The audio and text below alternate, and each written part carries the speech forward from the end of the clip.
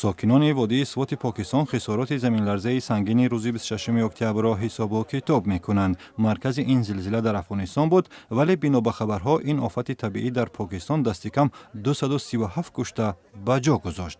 26 تن از این شمار محض در ناحیه سوات جان باختند. اکثر تلفات در مناطق دوردست است که به آنجا تنها با چرخبال‌های نظامی می‌توان رسید.